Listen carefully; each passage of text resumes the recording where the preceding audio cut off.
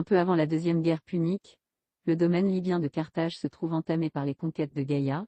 roi des Numides massiliéens, occupant le pays entre les fleuves Fusca et Anzga, avec Hippone pour capitale, tandis que le reste de la Numidie, appartenant aux Macésyliens, avait pour roi Syphax, dont la capitale fut d'abord Siga, mais qui transporta sa résidence à Cirta après avoir agrandi vers l'est ses États aux dépens des Massiliéens, après la deuxième guerre punique terminée par un traité l'an 201 avant notre ère. Des changements notables se sont opérés. Le domaine de Carthage comprend encore la Zogitane et la Byzacène, depuis le fleuve Fusca jusqu'à la petite Syrte, mais il est pressé de tous côtés par les États de Massinissa qui d'une part touchent à la Cyrénaïque et de l'autre vont peut-être jusqu'à Saldae, ayant à l'ouest les États de Vermina qui se prolongent au couchant jusqu'au Malois ou au Molocha, limite de la Mauritanie. Mais bientôt les envahissements de Massinissa viennent amoindrir de plus en plus les possessions carthaginoises. À ce point qu'au commencement de la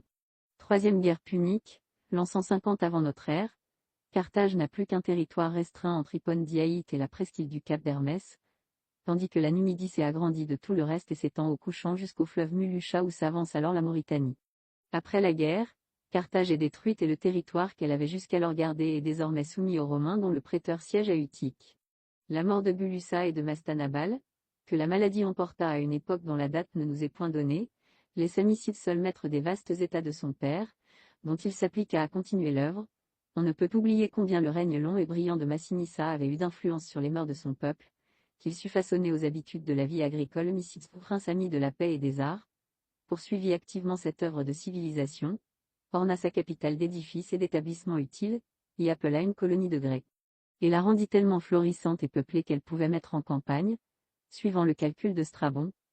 20 000 fantassins et 10 000 chevaux, la plaie de sauterelles racontée par Orose, qui sous son règne vint anéantir les moissons et causer cette affreuse peste à laquelle succombèrent plus de 800 000 Numides, 200 000 Libyens de la province d'Afrique et 30 000 soldats romains cantonnés à Utique, fut un coup funeste à de si favorables progrès. Et il fallut longtemps sans doute pour s'en relever, peut-être est-ce dans cette redoutable épidémie que périraient Mastanabal et Gulussa. Le premier laissait 2 enfants, Goda et Jugurtha, le second un fils, Massiva, les seuls dont l'histoire ait eu à nous entretenir. Amycide lui-même eut 2 enfants, Aderbal et Yanksal, tous ces princes eurent des prétentions au trône de Numidie.